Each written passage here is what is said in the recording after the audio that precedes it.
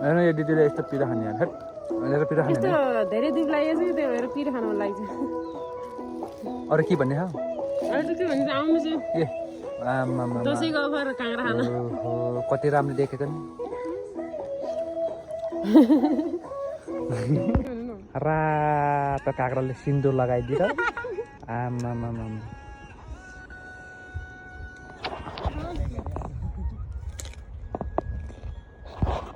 दिदीले चाहिँ यहाँ कसैले लिएर आउनुपर्छ भत्ता काट्ने भत्ता काट्दाखेरिको खाजा हाम्रो के भन्ने छ यसो भनिदिनु न के भन्ने र आउँदैछ अहिले हामी दसैँको अफरमा काँक्रा खान लाग्यो आइयो भोक लाग्यो सबैजनाले ह्यापी दसैँ थ्याङ्क यू हुन्छ कसले पर्पस गर्नुहुन्छ यस्तो प्रश्न कोही हुनुहुन्छ भने भन्नुहोस् है ए दिदीले त पुरा दादा खाएर है कस्तो भइरहेछ मिठो छ एकदम मिठो यता हेरेर भन्नु न मिठो छ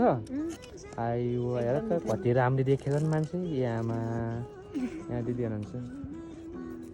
कति दुई बहिनी दिदी बहिनी त कति राम्रो हो नि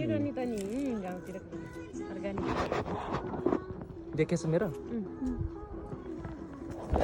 ग्याङ र यो आमा पुरा भत्ता काट्दैछ आमा ल हाम्रो भेना यता दाइ ओ यता दिदी आइयो पोखरामा काम नपाएर गाउँमा आएर भत्ता काट्ने भयो पुरै कुरो लगाइरहेछ अनि के छ हो गाइस आज कस्तो लाग्यो दसैँमा कति रमाइलो भइरह के छ भेनाश्री एकदम ठिक छ दर्शक नमस्कार म चाहिँ अहिले के छ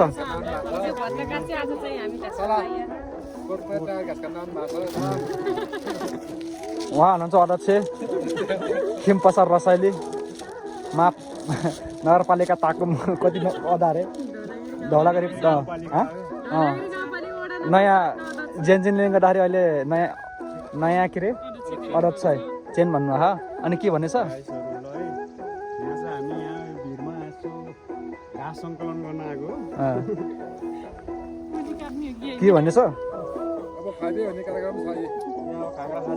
के भन्ने हो अब के भन्ने र हामीले के भन्ने ए दिदीले काँक्रा काट्दै हुनुहुन्छ काँक्रा खाने चाउचाउ खाने अनि घाँस अहिले घाँस खाने दुःखले त्यो भएर हतपत्त एकजना काँक्रा काट्दै बसिरहेको भयो त्यस्तो त कुरा नगर न हामी सबैजना के भन्ने हो केही छैन ठिकै छ हामी अनि दसैँ कति रमाइलो भइरह